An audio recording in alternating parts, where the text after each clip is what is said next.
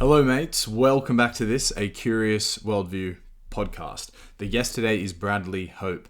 Bradley Hope is the co-founder of Project Brazen, a media company who is producing books, podcasts, and even TV shows and movies as well, based off the stranger than fiction, real-life stories composed in a narrative journalism style. Bradley's new venture and this new line of work will make much more sense to you when you hear what he is best known for, which is being the co-author of the book Billion Dollar Whale, which blew the lid off the Malaysian 1MDB scandal, exposes Jho Low, the mastermind behind it all, and left naked and afraid many celebrities who profited from Jho in the many years that he thrived. Bradley also recently published Blood and Oil, which is a fantastic investigation so far into the life of MBS, Mohammed Bin Salman. I actually interviewed his co-author on that book as well, specifically about MBS, with Justin Sheck in episode 48. So if you're interested in that, check it out separately. But otherwise, why did I reach out to Bradley? It was because of this narrative journalism style of authoring that he does, and then also now produces with his Project Brazen media company. I really love this style of writing. Both Blood and Oil and Billion Dollar Whale are two stories that are more interesting than fiction, yet they are real life narratives of unreal, amazing, corrupt, connected individuals, complicated individuals. I would expect that we can hope for much coming out of Project Brazen in the next couple of years. They're publishing media that are real stories which have the hook of a fictional narrative. It really is. The truth is stranger than fiction. That is their tagline, after all. It's the ultimate sweet spot for me, at least, because you get the relatability and also the excitement of a real life story because you know that it's possible. It's not just completely made up. But then you get the entertainment of a fictional narrative of an unbelievable story, which is in reality happening. But before I get into the podcast, I just quickly want to make the most out of our brief interaction right here, right now. I want to corner the podcast market for eclectic curiosities in whatever country it is that you are listening in from. Based off both the brief and lengthy correspondence I've had with some of you, this podcast has so far attracted extremely international, smart, but most importantly, curious people, and I really do feel honored. I am stoked to be in such good company. So thank you for listening. You guys really are legends. And I say I want to make the most of our brief interaction here right now because discoverability within the podcast algorithms are extremely Stone Age. There is actually one variable that matters, and that is the amount of 5-star reviews with a comment that you have attached. So please, I ask that if you are keen as a bean and okay with supporting me, then share this with a mate, pump your good juice into the algorithm, and have that juice pumped via 5 stars and a nice review attached as well. I really cannot overstate just how helpful that would be for me. In this podcast with Bradley, you can expect to hear some of the following and more. Great examples of narrative journalism, MBS's foreshadowing with a boyhood addiction to playing Age of Empires, why celebrities are just people for hire, Bradley giving us the Pandora Papers red pill, why he is fascinated by the Middle East, and more as well. Bradley was a terrific guy to speak with. He had a wonderfully calming presence about him. And as his co-author Justin Sheck said recently on this podcast, Bradley is a genius. You should all check out Project Brazen and particularly their latest podcast series, a captivating true crime / narrative journalism style story called Fat Leonard. It's full of entertaining spice and corruption. I will leave a link to that in the podcast description. And that's all from me. Here is Bradley Hope. Cheers, you bloody legends. Bradley Hope, thank you so much for joining me this morning, mate. I hope you are well. Thank you. Pleasure to be here. Let's start off with Project Brazen and narrative journalism. So you wrote about the unreal life of Jho Low while simultaneously uncovered the financial fraud that he left in his wake. You've now also written about MBS, a man whose story is at times too unbelievable for reality, as much of the Saudi prince's stories are. He's a complicated character, right? Is he a reformer or is he a despot authoritarian? Both him and Jho Low, great character studies. Project Brazen's tagline is that the truth is stranger than fiction. So this promises real life stories which are as entertaining and gripping as creative fiction. So I'm really compelled by this style of writing, and you've started a business that's centered around it. So could you please explain what narrative journalism is? Yeah, I think it's just basically in journalism, if you do enough reporting, you can find the details that really bring a story alive. And often it's the details that you wouldn't think matter so much that really make it seem just so authentic and also kind of create that image in your brain. So, a lot of times, even when I start off on a project, I think, oh, I need to figure out these big picture things. But then when someone reads, a draft of a book I'm working on or anything else, they always highlight something that I didn't expect was the thing that really grabbed them. It's just the tiniest details. With Jho Low, for example, of course, everyone knows about his crazy parties and spending, but there's these little tiny intimate moments of detail that really made him seem like a real person. And one example of that is, and this is one of those things you added at the end, it's just a little detail that you pick up along the way, that when he was younger and still not very well known, he still had this kind of profligate spending habit, but in a very kind of banal way. So, for example, when he would go to a shopping mall and he found some shoes that he liked, he would buy 5 pairs of a single pair of shoes, which is just like something that so many people have said, that is such an odd thing to do. It's just, it's something about it is actually more revelatory than him booking a nightclub and spending $1 million. It's just like this sort of compulsion to spend. And so narrative journalism desperately relies on those kind of details. And the only way you get them is just to report and just never stop reporting, because those details are often gathered on the 3rd, 4th interview with the same person. And so it's combined that kind of high detail level of reporting with trying to do a style of writing that makes people feel like they're inside the room. Often newspapers struggle with narrative journalism because they're so concerned with attributing every single line. He said, she said, according to a document. And one of the important things in narrative journalism is to give that information in the book somewhere, how you did this, and show the depth of reporting and investigation you did. But when it comes to the actual writing, it's a huge mistake to over attribute, because it really stops. It makes it very stop and go in terms of this image that's forming in your brain. So with Billion Dollar Whale, for example, and then also with Blood and Oil as well, we tried to start every chapter as much as we could with a scene and that you could kind of envision, and that kind of set the tone and also just put a kind of picture in your brain while you're reading the whole story. So there's a lot of, it's kind of a cliche, but it's true, is you want to show, not tell. And it's very hard in narrative journalism, especially when you're dealing with situations where people don't want you to know the details, or there were a very small room of people were there. So you have to really push and find every kind of way to describe those things. So sometimes it could be, just for example, I wasn't, of course, at the auction of the Salvador Mundi painting where MBS bought the painting, but there was a video, and there was people who were there, and there was other details. And so you can take all those things together and you can really write a very visual scene. And so that's really important, I think. It's a great example with the Jho Low spending habit. Like he would buy 5 pairs of shoes. It's seemingly totally insignificant detail, almost expected by a rich man, but not 5 of the same shoes. And it's like, that's more memorable than, say, the Malaysian corruption, which is actually the real bomb of it all. But I guess we almost expect this from some like developing world politicians. And I thought similarly, just what would be an example for MBS as you were speaking. And maybe for me, what I remember a lot is how he admired Alexander the Great when he was a boy.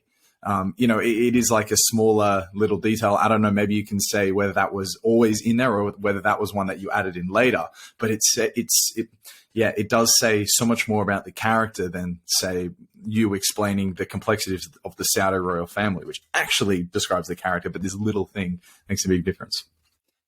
Yeah, I agree completely. And also how he liked to play Age of Empires, the video game. It was just kind of too funny, to imagine that you're sort of, here's this super, soon to be monarch playing the game as a monarch, Yeah, who actually has the deepest, most liquid pockets in the world to make that happen if he kind of really, really wanted to.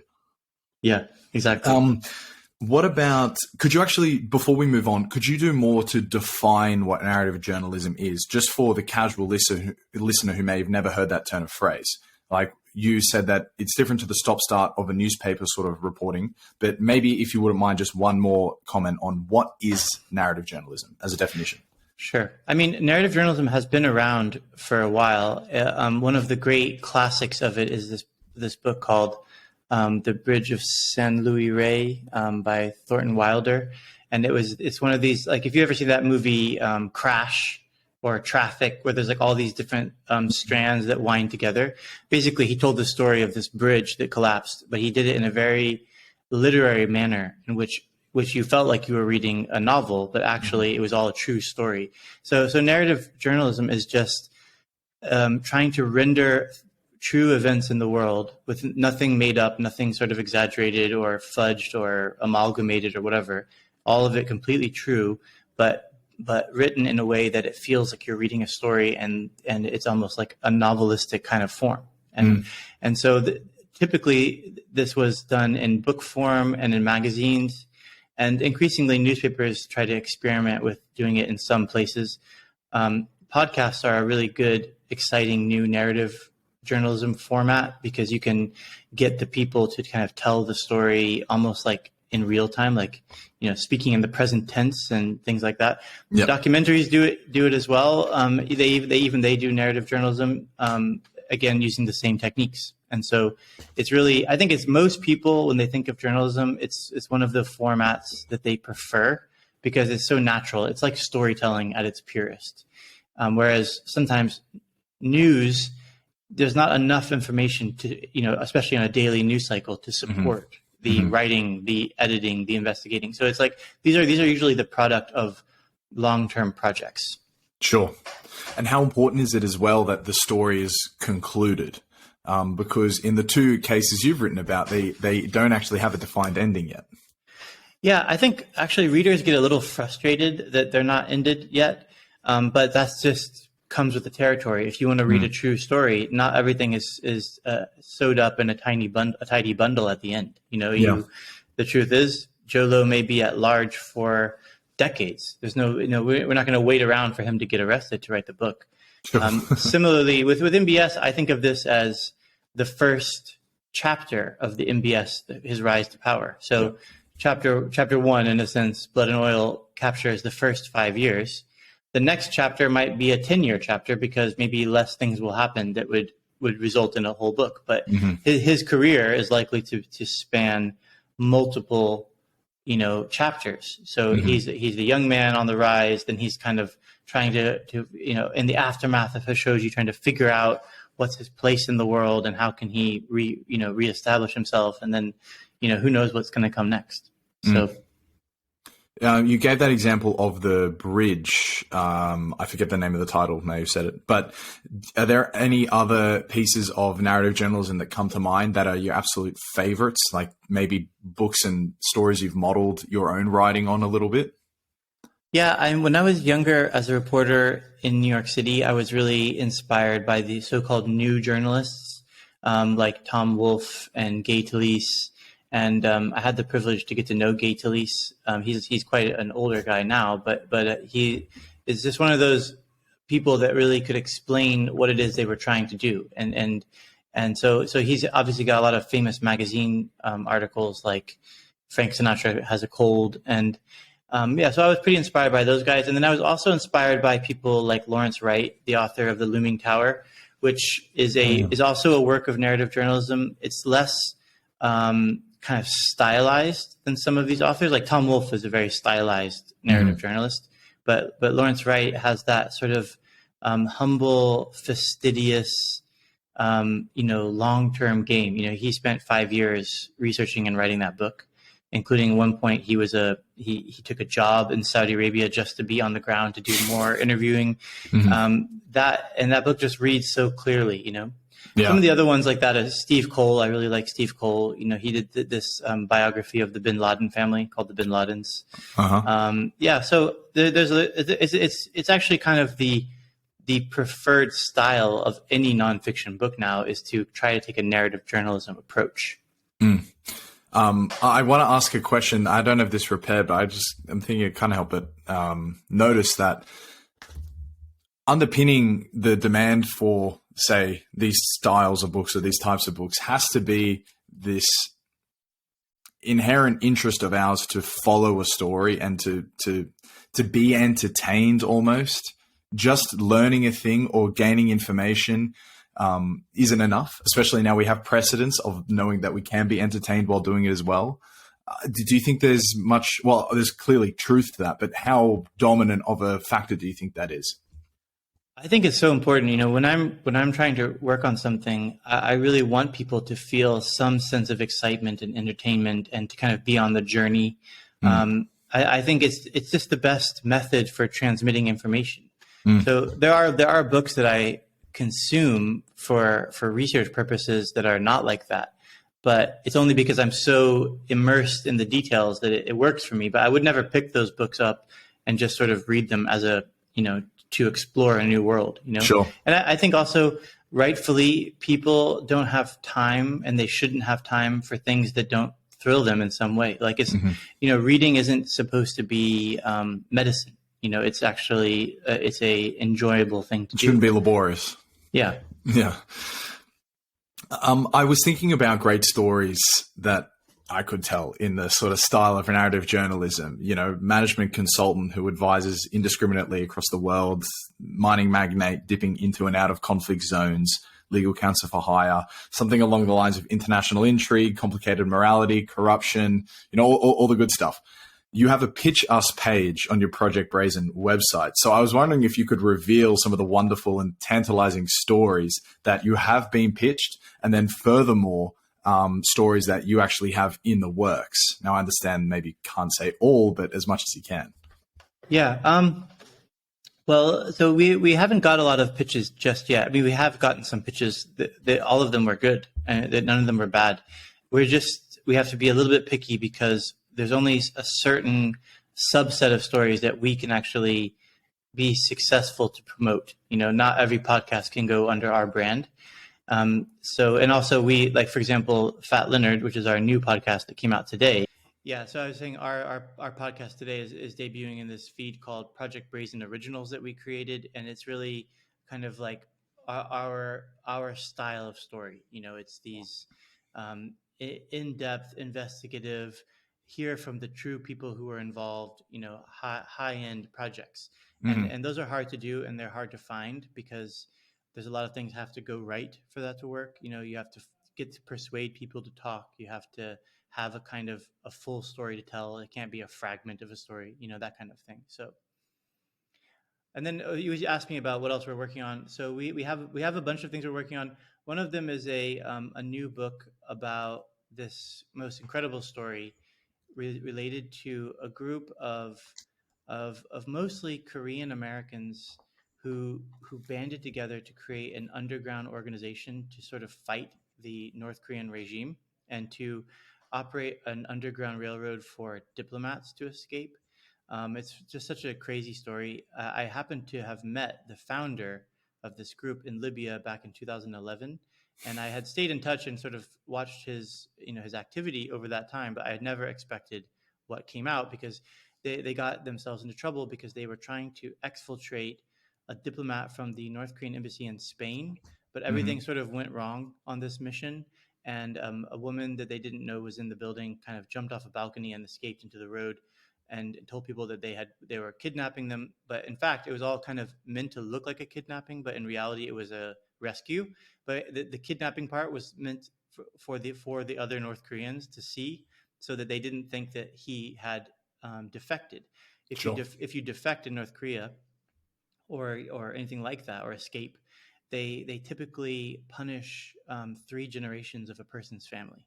So the grandparents, the children, or cousins. So there's been many examples of that. So anyways, I'm working on that story now, and it's really an exciting one that should come out next year. And then we have a couple of other podcasts in the works. One of them I can talk about is going to be relating to Afghanistan. It's going to be about the final days before the U.S. government left Afghanistan, the U.S. Oh, military. okay. So quite Yeah, topical yeah, and quite recent. topical. Yeah, that'll Yeah. be, and we're hoping to get that one underway pretty soon and have it out pretty soon, actually. Yeah.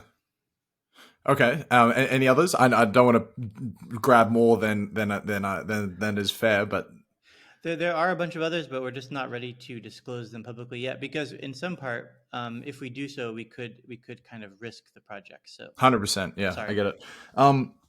You said not every podcast can go under your brand. Is there a specific reason for that outside of just the economics of a thing? Like some podcasts might cost too much to produce. No, it's more about what is Project Brazen? What does it represent? So if you were to just suddenly start doing lots of podcasts of all different kinds, people would start to not really get a sense of what does it mean for it to be a Project Brazen podcast. Mhm. So if you listen to Fat Leonard today, you'll see that's kind of our style and that's kind of our approach. And we're going to be doing things that are different and have different styles, but they're going to have something very similar at the core of it. So that's why not everything can work. There's not every story can work as a podcast as well. I mean, you really Yeah. need to have that anchor interview with a core person in order to really hold it up. So in the case of Fat Leonard, it was Leonard himself, but also lots of other people. But if we didn't have Leonard, it wouldn't be any kind of a podcast. It would just be almost like commentary. So you need to have that one person who's really involved, who will go on the record. In podcasts compared to books, you really need that on the record interview Right. because you can't really hide in a podcast. It's Is this because you need their voice? Yeah, you need their voice. Like Because that's the key thing. yeah, it's not. It's the thing about podcasts is it's not an audio book. There are audio books that are kind of have a little bit of podcast features, which are actually cool. You listen to some of them on Audible, but when it comes to a true podcast, it's really a mixture of different kinds of journalism. But there's a huge radio component, and in radio, you don't just have the host talking all the time, right? That's not that compelling either to just hear a host narrating a story. You need to have that mixture of other voices in there, and Yeah. those voices contain a lot of information. Like, there's no way to truly describe Leonard's voice in print that's really successful. If you hear Yeah. him, it's worth so much more just because you can really get a sense. He has all these kind of it's kind of like those details I talked about before. Yeah. He's got all these quirky little things he does where his voice goes like very kind of scratchy at times. He kind of plays a Godfather kind of style at other times. Like, that's just fascinating stuff. You can't make that up. So Okay, cool. So it's going to be similar to. I haven't admittedly listened to Fat and Leonard yet, though I saw it being promoted on Twitter this morning. Is it going to be similar to Wondery, sort of how they have advertising spliced into the free one, but then you can also maybe subscribe to the feed to get the unadvertised versions, and it's highly produced with sound effects and everything like that? yeah, it is. It would be very similar to those style of podcasts. It's highly produced. There was a large team that worked on this. Different engineers, and there's sound effects and soundscape. The advertising, there won't be advertising initially because it's difficult to have an advertisement when you just start a podcast. It takes a little bit of time for you to get the listeners to support having an ad. And we're not going to do anything like an ad-free subscription yet, but we're definitely interested in that. I mean, I enjoy listening to things like that. It's one of the reasons why I actually don't mind listening to podcasts on Audible sometimes, because their originals don't have any ads, and it's just a very smooth listen. Sometimes when you hear those host read ads, it can be pretty jarring because it's the same voice you were hearing in the main part. And but then on the other hand, those are really important. Podcasts are really expensive to make if you're making them. If you're making an audio documentary with aspects of music, sound effects, if you're really editing it extremely tightly and distilling the story, every kind of edit of a podcast episode can take days because of the way that it's not a Word document where you can move sections around. Instead, you have to sometimes almost just start from scratch on an episode. So there's so many hours go into a podcast. So those ads are really important to make it possible. Yeah, I can really sympathize with your commentary that it's actually really hard to produce a podcast. I mean, I barely get out clean audio on the most simple of podcast setups, possible. And I really have a lot of respect for the audio technician who can splice perfectly in the sound effect, cut in the right audio, the right interview at the right time to make it all work around. I guess, we often, when we listen to a final product, we very rarely appreciate how much work goes into it. Whether it was your book, which I can get through in 10, 20 hours. I mean, it took thousands of hours to put together, right? Or say even this podcast, so simple, which will probably end up at about an hour's runtime with everything included. It'll take me like 3 hours to do. And then, for example, Fat Leonard, which I think is 9 episodes or something like that, I just saw on the promotion, it's probably thousands of hours again. So, yeah. Really, yeah, it's cool. I mean, if you're not getting advertising yet, how's the economics of it all working? Do you have investors at the moment, or? Yeah, we have investors in this podcast, and the economics of it don't require us to compensate investors. Initially, there's time. So we're going to be doing things like advertising. We're going to be looking at licensing the podcast to radio stations in Asia, in particular, which is a kind of interesting thing that you don't often find with podcasts. There's not a lot of great international podcasts, so there's a lot of opportunity there. And then also for all of our projects, we always are hoping that there's a chance to do another version of the project. So if you do a podcast, to us is kind of like a primary means of telling the story, but there might be a derivative means of telling the story. So in this case, we think the Fat Leonard story has the perfect arc for a film or a television series. And Perfect. Yeah. So our company is set up that we care immensely about the journalism and to do a really great job of telling the pure nonfiction version of a story, whether it's in the form of a book, sometimes a magazine piece every now and then, a podcast, or it could even be a documentary. Those are pure nonfiction techniques. Mm-hmm. But then we're always hoping that our projects have a secondary life as a kind of scripted, maybe a drama of some kind, because these stories, it's almost like the next step up from narrative journalism is as truthful as you can be, but kind of more acted out, dramatized. Totally. Stories. Totally. So, yeah, there's no reason why. I think Billion Dollar Whale even was turned into a TV show or a movie, wasn't it? So Billion Dollar Whale is being developed into a television show. So amazing. And a documentary, and then Blood and Oil is also being developed into a television show. So we had experience.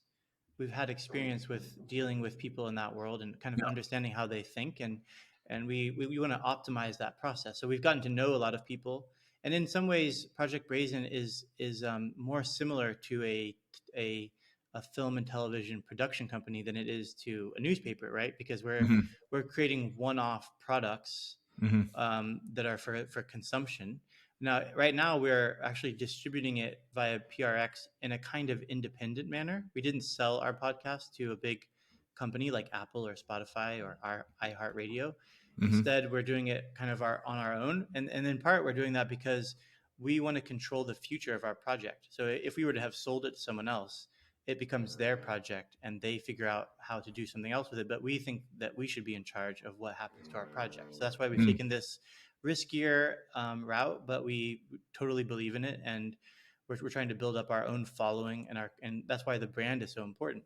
If we were just creating podcasts and selling them off, our brand would matter less because it would be more like somebody else's brand, like Wondery or Spotify or whatever it might be. So. Man, that's unbelievably exciting. But I think you said it right. It is a media company, but instead of outsourcing the script writing and the stories like a traditional media company might do, you've in-housed your competitive advantage, which is the ability to find, tell, and then curate the amazing story. I think that's amazing. I was super excited for you and really keen to see what else comes out from it. If you don't mind, I would transition into a little bit more about you and your skills and your expertise, less so on the narrative journalism. Is that okay? Sure. I want to ask about the Pandora papers. So Jho Low scaled, and I'll just give some preamble to introduce the question. Jho Low scaled to the heights he ascended largely because of the availability of tax secrecy and tax havens. Tax evasion is one thing, but the systematic washing and hiding of illegal incomes is a whole nother thing. Whether it's some sort of debt diplomacy or developing world capital flight, the money comes in, it touches a few select hands, then it gets rerouted straight back out. This is all enabled by a prolific availability of tax secrecy options. So you've done work in this field. I'm speaking with Nicholas Shaxson on Friday, who are at Treasure Islands. And with that context, I wanted to hear you open up with the Pandora papers, comment on their significance, and then also double down on how many good stories for Project Brazen is going to come out of that. Well, actually, it's interesting because I always thought of the story of 1MDB and the Panama Papers, and in a way, the Pandora Papers are very similar to the Panama Papers, as being extremely complementary, but also very different. Because often, what you have with these huge leaks, I think in the Pandora Papers, it's over 11 million documents. They're almost like uh, what's most important is the big picture of those documents. The small picture or the individual stories are often extremely fragmentary. So, for example, there's one story in there about a woman that was supposedly connected to Putin buying a house in Monaco. There's also documents about just other kind of people. It's like little snapshots almost. It's a glimpse. Somebody has a bunch of money in an offshore account, or they own a company. So you're not really getting the full story on any of those individual cases, right? It's a fragment that suggests a story, and it's extremely interesting and important to take a big view of what these documents show. Basically, what they show is just this vast world of secrecy, a kind of parallel economic universe where the ultra rich and corporations avoid taxes and Yeah. hide assets from the authorities. But Billion Dollar Whale, I always thought as being kind of like the inverse of the Panama Papers. It's an extremely detailed look at one particular case, and it's over time. So you really see all the steps and the motives and the goal. So you see how he starts off as a kind of fumbling money launderer, and by the end he's like a master at the crime. And you see what he does along the way and who he pays off and the bribes and the spending. And in a way, for me, those detailed individual stories are almost just as instructive as the ocean of kind of shallow stories, because Yeah. you can't get to the deep side of those stories. So I think, anyways, I have a huge respect and interest in what ICIJ does. For me personally, I'm always looking to tell one story in depth, because I often tell people the experience of 1MDB. It was essentially for me like taking the red pill in the Matrix. Like you think that the world works a certain way and that there's Mm-mm. like law and order and people are relatively decent, but if you just take the red pill and fall into this world, you see that nothing is as simple or is as it should be or seem to be. And everything from about how financial crime works, how these facilitators help them, how the celebrity world works. Like, of course, I was didn't never had a deep interest in celebrities, but by the end of Billion Dollar Whale, I just thought all celebrities are just people for sale that you can put in front of. You can put them at a party. You can put them in a Yeah. film. Yeah. It took the shine off for me. Not that I was particularly obsessed with celebrities in the first place, but Mm. things like gambling and the way that, like, for example, in with Jho Low, there's this whole latter part of the story where he's doing deals with China and Malaysia, and it's just completely blew my mind. It made me. And throughout 1MDB, I used to think that the story couldn't possibly be any bigger than it already was, and I kept Mhm. actually had a bias towards thinking it was actually smaller than people thought. It was actually not as big a deal as people thought, and then I kept being surprised over and over again. Actually, it's 10 times worse than what I thought, than Mhm. what I had imagined it to be. So it just made me really just change my whole outlook. Yeah. I think also similar to what you started with Jho Low buying 5 pairs of shoes, or MBS being its Alexander the Great. the celebrity anecdotes in both stories also, I don't, whether it's just because they're celebrities and their names we know, but they also resonate a lot with Yeah. the listener. You know, like Yeah. Miranda Kerr's role with Jho Low. It's just celebrity for hire. Exactly what you said. That's fascinating. Then also like in MBS, Steven Schwartzman and Ari Emanuel getting involved. It's Yeah. just fascinating stuff. But I would ask you to do something which is probably quite difficult. But you said that following the Jho Low story gave you this sort of red pill into how the world really works. I felt like reading Nicholas Shaxson's Treasure Island, I got a big dose of the red pill as well into how international finance works, and as well Jim Henry's Blood Bankers.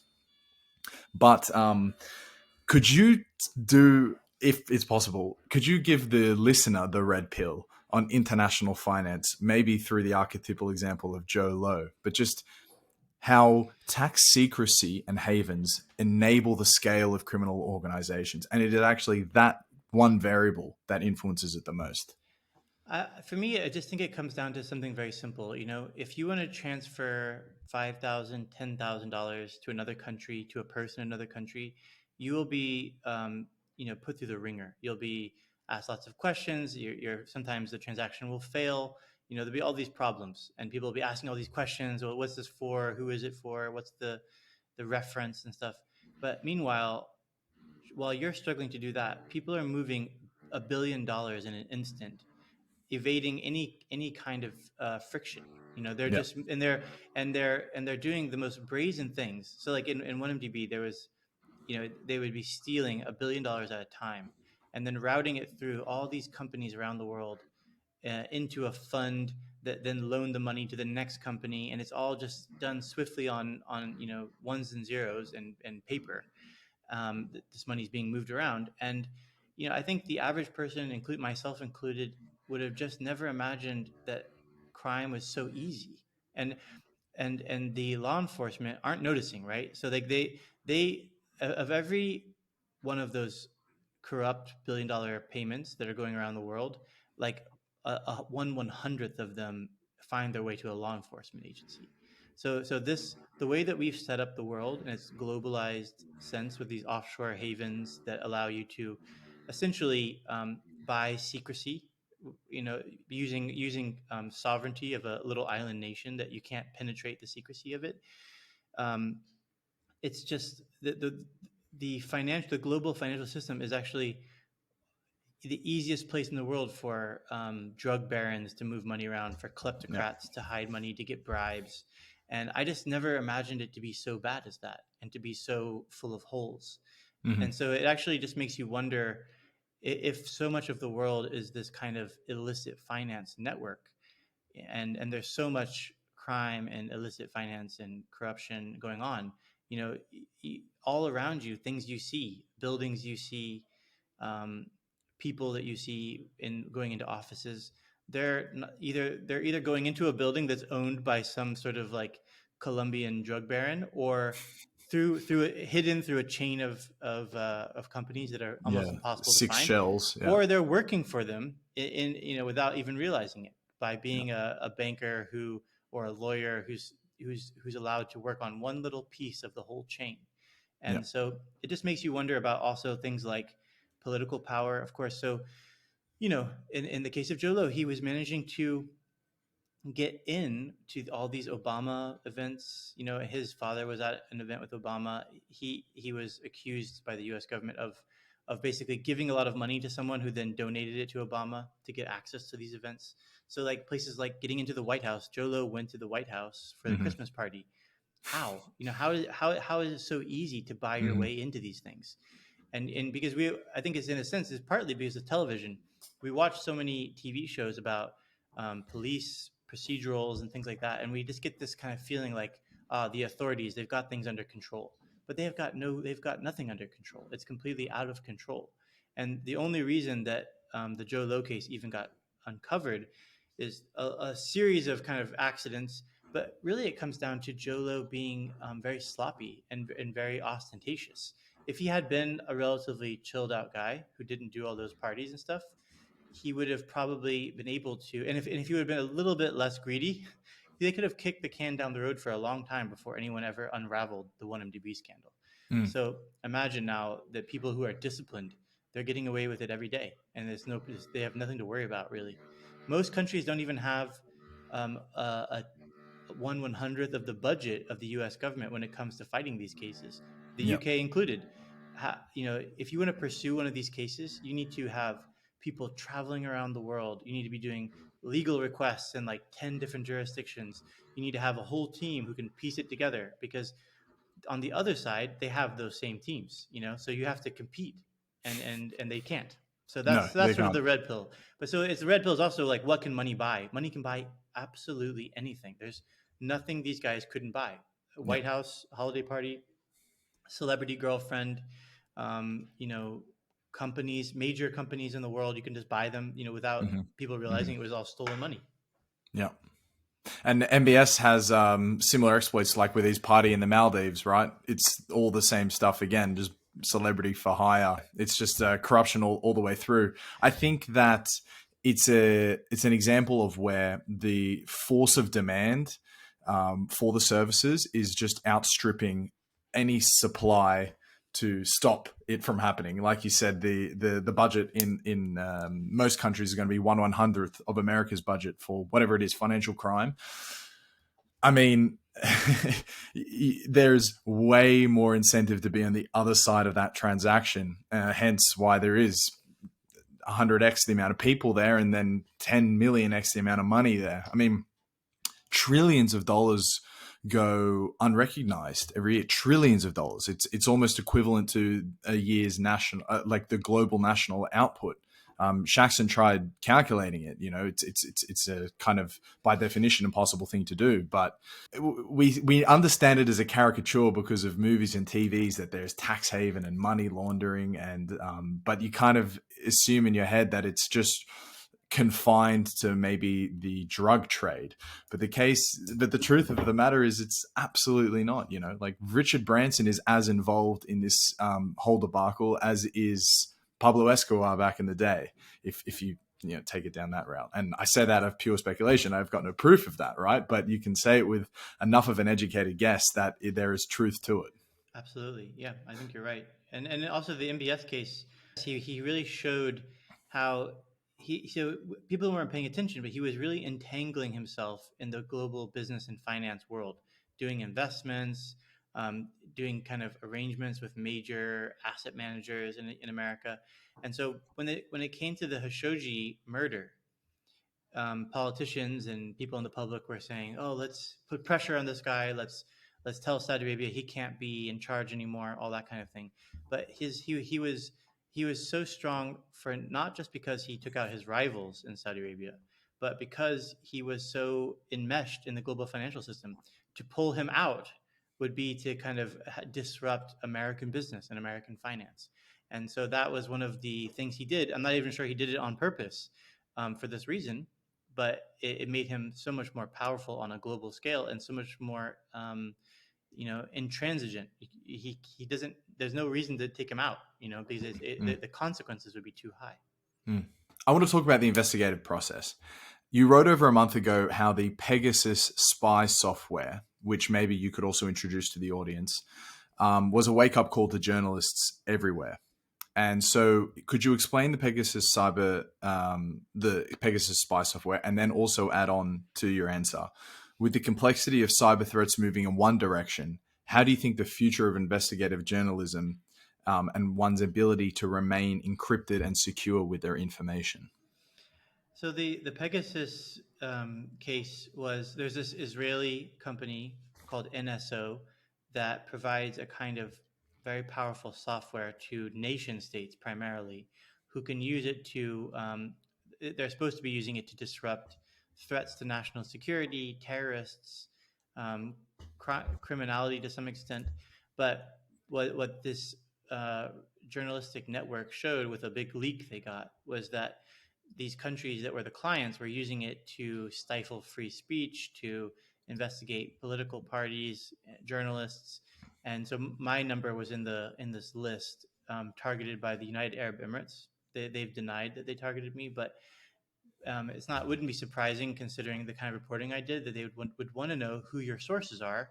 And Mm-hmm. once they know that, it gives them some more information. Can they stop those sources? Can they threaten those sources? I mean, that's the Sure. kind of concept, you know. Again, I don't know what the UAE actually did, but I know that my number was on this list. Mm-hmm. So what it shows is that this software is so powerful that if they were to deploy it against you, you don't even notice anything. You don't have to click on anything. You don't have to click on a link, like a little spammy link or anything. They just select your phone and they're inside of it. That's how powerful the software is. And we're talking about your most up to date Apple iPhone. They can just click and be inside your phone. They can turn the camera on, the microphone on, look at all your contacts, all your messages, all of your messages in those encrypted chat programs. They're not encrypted on your phone. They're encrypted Mm-hmm. in between two phones, but on your Mm-hmm. phone, they're just text. You can just read them like text messages almost. So that's very dangerous for journalism, because obviously protecting the identity of your sources is important, so your sources don't get hurt or killed. But it's also important because what source will go to a journalist when they know that journalists are so vulnerable to this kind of hacking? Because they'll know that they'll be feeling like there's a threat to their identity being revealed later on. So if Malaysia had used it against us during the 1MDB investigation, they would have been able to learn the names of people in Malaysia who were helping us, and they could have arrested those people. Would have been terrible. We at the time we used we took a lot of security precautions to talk to people in Malaysia. We usually try to get them out of Malaysia, um, to talk more, but and back then NSO wasn't as big of a thing as it is now, and so Mm. it's pretty scary. And that's why I think journalists have to, when they're working on a really sensitive case, from the very beginning, they have to be really worried all the time about this, about especially cybersecurity. I think people following you in the streets is less of a concern than the cybersecurity. Yeah. It's also kind of concerning, right? Where can the sophistication of that technology go from here? Because it's already better than like a Bond spyware. You don't even have to click on the spammy link, like you said. The software, I want this number, I want access to this phone. That's extremely sophisticated, right? I Yeah. mean, where does it go from here? And how can one guy, Bradley Hope, or journalist X, who, same as the money laundering problem, there's way more demand on the other side of this transaction. Like, how can you possibly protect yourself against it? I think the only way you can protect yourself against it is, of course, sometimes the first message may come inbound, technologically, but you should, as quickly as you can, try to create some kind of mechanism to protect their identity. So, like just an example, if somebody pinged me and said, I want to talk to you, and I felt like there was a risk of myself being surveilled, or cyber intruders, I might tell them to, um, you know, take certain kinds of precautions. Or if they're within the same country I'm in, I might say, let's try to meet up where we might exchange, we might set up a new system of communication that's not just them calling me, even through Signal or something on my phone. It might be that we have, um, a set of phones that we set aside and we only use it to call each other, for example. That would be very hard for a foreign government to Yeah. infiltrate unless they were extremely motivated. I mean, they'd have to really be doing a great deal of investigative stuff that you wouldn't expect from those countries. Mm. They don't have the skill sets. They have the pocketbook to buy the software and then press click, hack this guy, but they don't have the skills to, go much beyond that. So that's actually a good thing. That helps journalists. So if you can just be a little bit more clever and a little bit more thoughtful, then it makes a difference. And actually, at Project Brazen, we actually hired a consultant to help us think about this issue, because we still want to do these high stakes journalistic projects. And so we wanted to rethink, how do people get in touch or tip you off when they have something. There are actually methods, that exist. There's something called Secure Drop that almost all newspapers have. If you go to their website, they'll have a little link to their Secure Drop page, and it has these steps that you can take to protect your identity. So you can leak something to a newspaper without, a trace. Hmm. And easy for you to be easily discovered along the way. Mm. So but still concerning, right? And it Yeah, would also it adds so many wrenches in what would otherwise be hopefully a smoother process, because ultimately you just want to get a story out there, and um, absolutely, it absolutely. can. I imagine it's extremely frustrating. I don't want to take advantage of your goodwill. So, how much time do you have left? Oh, let's maybe 10, 15 more minutes. Okay, cool. Well, that's a good amount of time then. You've reported a lot from the Middle East, so I wanted to ask if this held sort of a special place for you. You reported from Beirut, Cairo, Abu Dhabi as well. You wrote about MBS, Saudi Arabia. Was it just chance direction of life that threw you there, or was it purposeful intent? When I was in college, it was not long after 9/11 that I went to school, and I think, like so many people in the world, I was just so fascinated by the battle that was underway, and what it was all about, and what the origins were. And when I was in NYU, I took a class about the Quran, it was by this really amazing Iraqi novelist called Sinan Antun.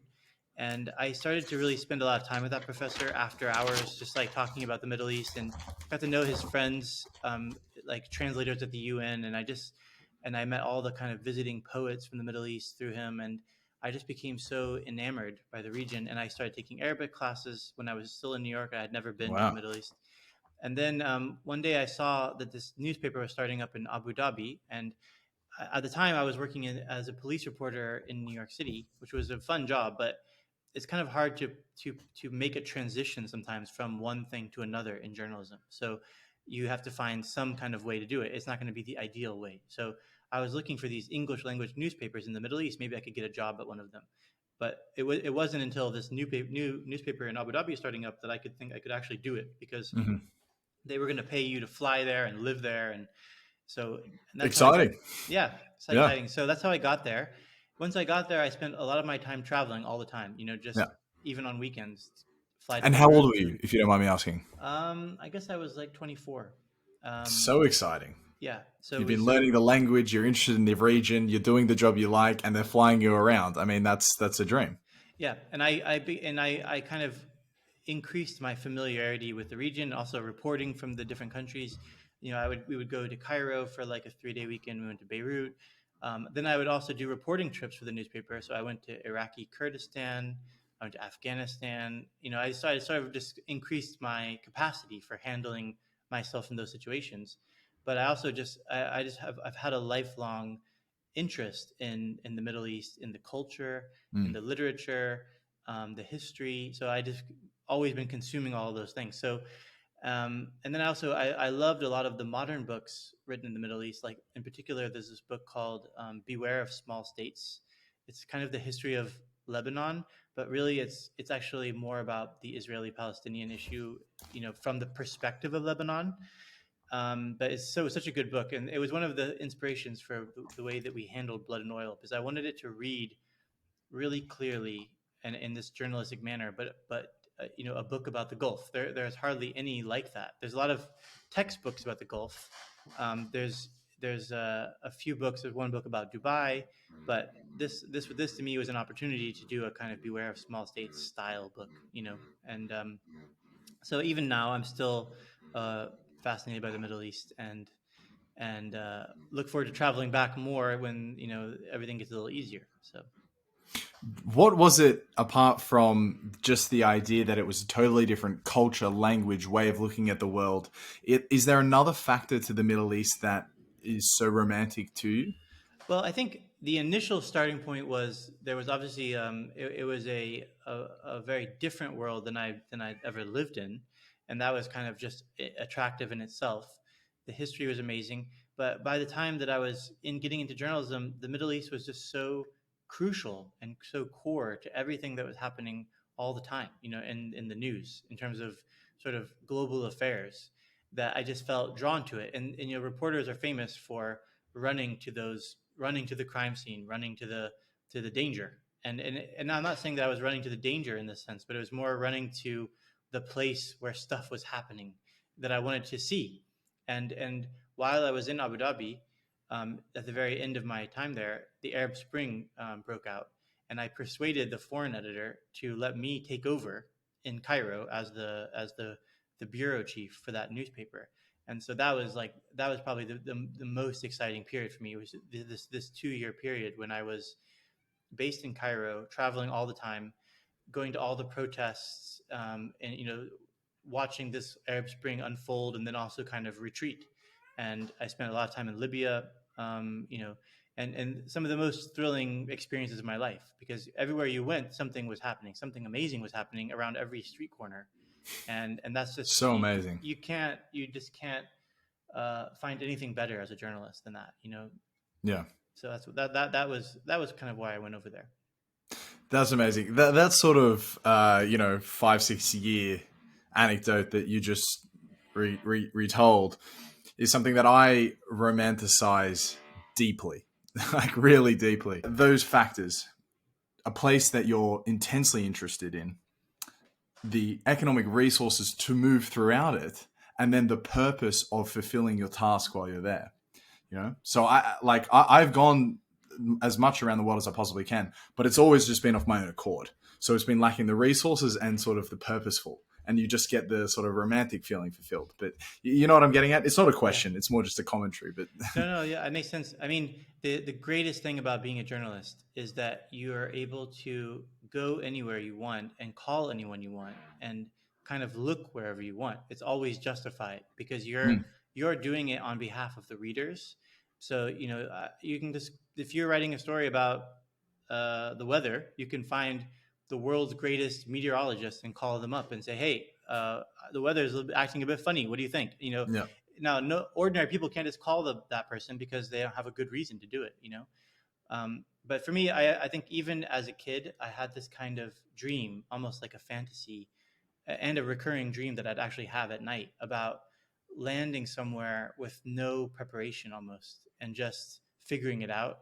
And I found myself doing that in my life. So even the first time I went to Libya, the editor told me, go to Tripoli and here's some money. Good luck. He didn't give me any instructions beyond that, and like start sending back reporting. So then I tried to go to Tripoli, but then he's changed his mind. I was already in Tunisia. He said, actually go to Benghazi, the other side of the country. So I hitched a ride on the World Food Program plane, which you could do as a journalist. This is a free flight, and I just landed in Benghazi, and I got out, and there was no passport control. You just walked into the country. And so Amazing. I just remember, I can remember it like a film from in my memory because I was so awake at that moment. You're never more awake than just landing in a strange place and having to figure it out, and I just remember wandering that city at night and talking to people and finding sort of people to work with me, like a driver and a translator and people like that to help me, and we would just kind of go seek out things all the time, whether it's a funeral or interviewing Libyans who were being imprisoned by other Libyans and finding out what had happened. It was just a very thrilling time for me. Yeah, it sounds so amazing. The thrill of being in a place that you don't know and you don't know what you're going to do there, and it's not necessarily easy. There's no path for you. Yeah, it's pure romanticization. You know what you have actually? It's a word that I learned recently, a German word, Fernweh or Fernweh. I'm not sure if you're familiar with it. So it's one of these great German words that doesn't have an English translation. And I heard it in the Alexander von Humboldt biography. And this was a man who had it, to the max. I mean, in the early 1800s, late 1700s, he went off to Latin America and lived there for 5-6 years, right? So the guy really had, he needed to get away. And it's basically a word that describes an inexplicable pull towards the unknown and longing for distant places. So a beautiful word, right? And I think it does resonate very much well with this recurring dream you're having as a young boy. You clearly had that. You wanted to be somewhere else. And as an American, well, as any sort of Westerner, the Middle Eastern culture is as not as opposite, but as different as you're going to find. Like it's so starkly different. So it's fantastic. But I don't want to drag that on too much. There's an inherent international aspect to your work. So Jho Low took you all throughout Asia, just as you've regaled, you've been all throughout the Middle East. I imagine there are also so many great stories worth telling coming out of Latin America, Australia, obviously Africa as well. I mean, how do you do you think about places that have better stories than others, or where are the best stories coming out of, and just try add an international flavor to it? Yeah, I mean, I have had a very international life. You know, beyond my living in the Middle East when I was younger, I lived all around Eastern Europe and in Europe in general, and I've just always been a big traveler with doing things like when I was in school, I took a trip to Namibia for a month. Um, so I'm just my mindset is looking at the rest of the world all the time. You know, I mean, I enjoy being a reporter in America, and I had a great time there. But I almost feel more at home traveling and exploring elsewhere. And also, there's a little bit of the rest of the world is from the perspective of American media. The rest of the world is just not covered very much. You know, it's like when I was living in Lebanon, I could see it in my colleagues. They're always thinking, yeah, well, no one actually cares what's happening in Lebanon unless there's a bomb goes off. You know, like the details of what's going on here are just not enough, Mm, mm, for those audiences. So, but anyways, I was always trying to prove that thesis wrong and show that actually what's going on in the rest of the world is extremely consequential, important, just as thrilling and emotional as anything else that people are consuming in their more local environments. Um, Ultimately, though, you're somewhat constricted by your ability to navigate a space. So, like, if I were to suddenly start focusing on Latin America, I would just really be starting from scratch, which is no problem. I mean, it's fine to do that, but mm. I've just become sort of familiar with a few places, and I've sort of focused on them more. But I love to consume things from those other places too. Like Sure. I've never really done like Russia, or South America, and I have done some Africa, but you know, Mm. Speaking of international consequence and Lebanon, can you reflect on the current state of affairs there? it's just a kind of long running slow motion car crash. The politics are so fragile and the corruption is so endemic. The society is so divided. There's not only there always was a kind of distance between the Lebanese and the Palestinians, and then the Lebanese among themselves obviously had a civil war, um, and then not to mention now all the Syrian refugees who came in, and the economy itself was already kind of at the brink. So it's just we're just seeing the consequences. Like basically, it reached the point where it could no longer kind of kick the can down the road, and that's why life is just pretty rough Yeah, in Lebanon for most people right now. And so it's just a really sad state of affairs. There's no easy answer. In a way, what they need is a kind of like revolutionary moment where the current system is completely swept away and reestablished. But mm, that could be really dangerous, because for sure. the Yeah. reason that things are so fragile is because there's so many parties willing to jump into the fray.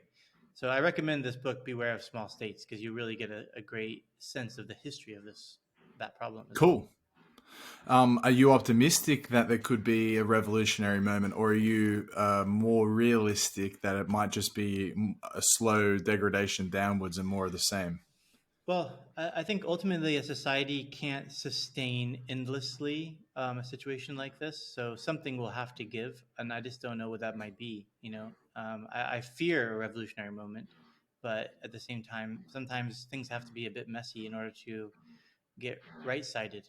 So obviously that port explosion was a really big catalyst for most people feeling like things were not going right. Hmm. You never know what's the spark is going to be. It could be an issue on the border with Israel. It could be something else happening. It's kind of a tinderbox situation there all the Yeah. time, and you just never know how damp is the tinderbox or how dry is it. And when it gets really dry, that's when something can really spark. So we'll see what happens. Yeah, to be seen. Well, that brings us to the end of the time. I got two questions that I ask every guest, but they're very short, so it won't take a moment. The first off, and you, I think, are very well positioned to answer this question. This podcast is more of a geopolitical themed show. Um, and so it is, which country are you most bullish on? So just looking into the future, who do you think has a very, very good, future ahead of them? That's a good question. Um, I'll actually give you a very controversial answer. I actually am quite bullish on Saudi Arabia because, Very controversial. yeah, it's very controversial because the reason I'm bullish is because we can all agree the Khashoggi murder was an absolute travesty and a scar that will never heal. Mm. But because of it, MBS has redirected all of his energy inside Saudi Arabia. He was at one time traveling the world, investing in Uber, things like that. Now everything is being redirected internally. So all that money, all those resources are being redirected internally.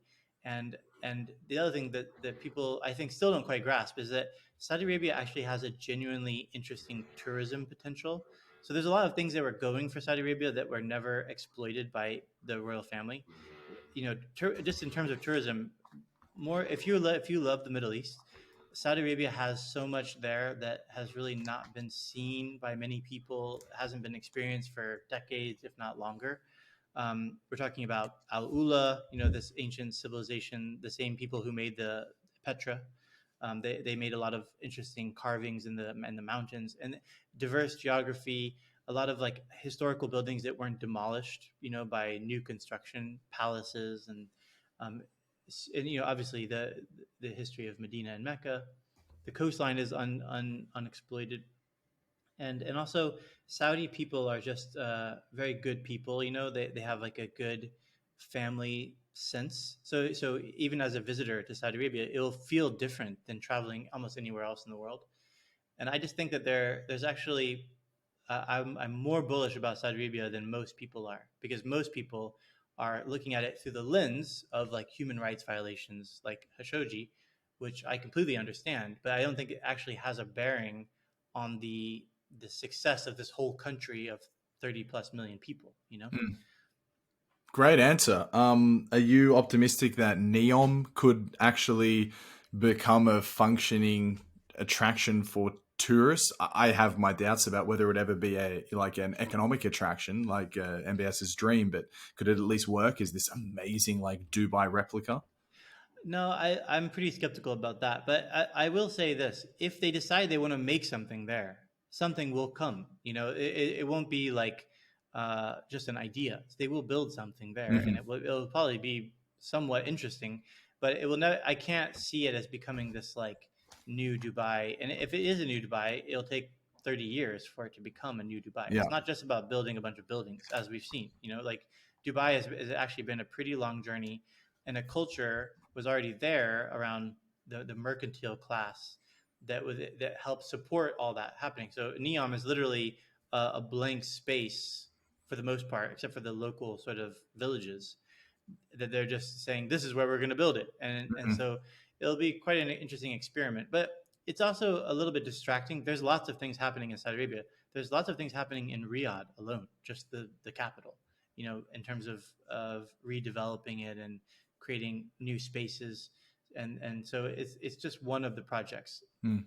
If I could just push back and give the voice of the other side of that optimism, I mean, Saudi Arabia aren't necessarily geographically located next to giant markets that they could become some sort of manufacturing hub. I mean, that you can do anything, right? But just if you're going to look at ideally, I mean, also there's the problem of most of the labor force being from other countries, and these Saudi nationals themselves are I mean, largely very underexperienced workers because they aren't actually doing the work themselves.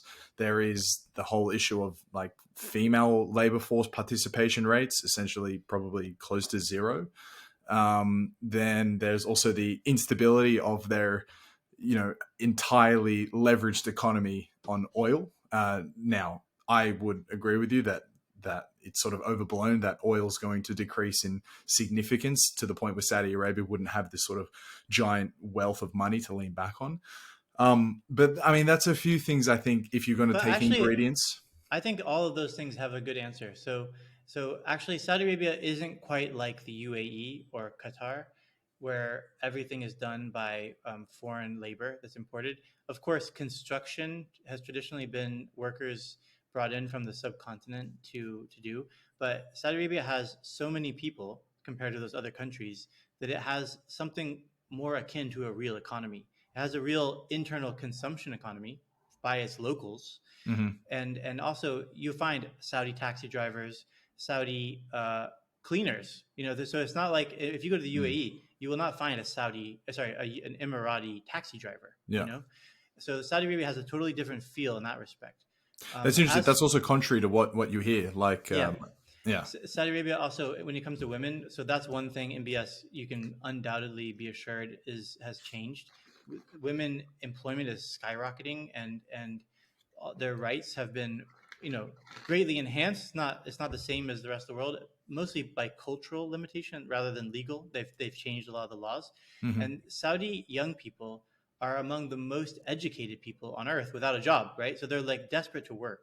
Women especially, they're the most educated people in Saudi Arabia, and they're bringing them into things. So they're trying to create the jobs for those people, and so I think that it's actually an asset. The historic lack of female involvement in the labor force is actually an untapped asset. Just like people never used to visit the Nabatean ruins in Al Ula, that was an untapped asset, and the women workforce is an untapped asset too. In terms of location, I mean, they're right there, not far from the Suez Canal and the Red Sea. If relationships improve with Israel, for example, there's obviously, the Gulf of Aqaba is an interesting space for that kind of thing. So I think there's more going for it. It's more central. And also they have things like, they have something that no one can take away. They have Mecca and Medina, of which they're custodians of. People every year will always be traveling to Saudi Arabia. One of the ideas they have is, how do we get those people who are visiting for their spiritual journey to stick around? And then after they go there, they come into Riyadh and they come to other places in the country. Right. So, yeah, I mean, look, there's no doubt the challenges are complex. Just even climate-wise are very challenging. And the addiction to oil is understandable. It was such a reliable source of revenue. But at least it gives them some money to use to spend on something else, to develop something else. That was a fascinating answer. Thank you for offering the controversial country. I think it's brilliant, and it actually makes me really want to go to Saudi Arabia. I've always had quite a negative idea of Saudi Arabia, and that's just because of, I guess, my own prejudices, right? But I've never thought of it as a great tourist destination. But it sounds like there are places outside of Riyadh that are much more worth seeing than Riyadh itself, right? And air-conditioned malls. Riyadh itself has better tourism stuff than anywhere else in the entire Arabian Gulf. Just Riyadh, the city of Riyadh alone. Really? Yeah. Amazing. Finally, Mr. Hope, you're a podcast curator. If you could witness a conversation between any two people of history, so a podcast, listen to a podcast, language doesn't matter, there's no language barrier, who would they be and why? Two different people from two different times, you mean? They don't have to be from different times, but they can be. Oh man, that's a tough one. Actually, well, I'll just keep in theme. Wouldn't it be fascinating to hear from Abdulaziz, the founder of the third generation, the third dynasty of the Al Saud, speaking with his grandson, MBS. That would be a fascinating conversation to hear. As long as they were just having a genuine conversation and they weren't doing it for the public perception. But that would be a really fascinating conversation between generations, and the world has changed so much. And a lot of it, the lens of Saudi Arabia is really fascinating.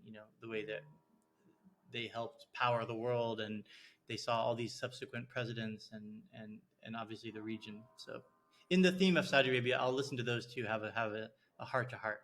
Nice. That would be an unreal chat. And if you want to get MBS on the line with someone else, I assume you maybe have a line with him, so you can organize a podcast with someone else. Yeah, with him. To my knowledge, I don't think he's never done a podcast yet, so maybe he should start.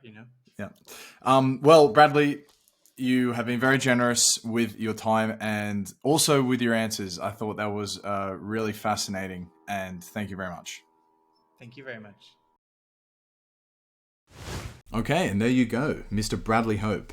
I hope you agree. He really had this calming presence about him, didn't he? I mean, he was such a pleasure to speak with. Make sure you check out his first podcast with his new company, Project Brazen. It is called Fat Leonard. The link is in the description. I've seen it climb the charts here in Sweden recently, which is just terrific news for him. I am stoked and also have absolutely no doubt that it will be the success that he hopes it is. I think you can expect much of the popular media we consume in the next 10 to 20 years coming out of Project Brazen. I wouldn't be surprised if it really takes off.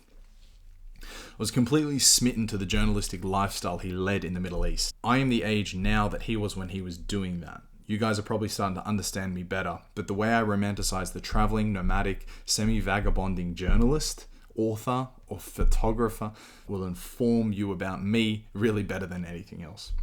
Otherwise, that's everything. I want you all to run to my website right now. If you're still here at the end, then perhaps, well, not even perhaps, for sure this is going to be of interest to you. atlasgeographic.com. There I have a newsletter, which I would love you to contribute to the readership of. And if you've liked this, then I'm sure it will at least add a tiny marginal bit of value. Let's hope so. Cheers. That's all. Run to the website. Give it a gaze. You're all legends. Take it easy. See you next time.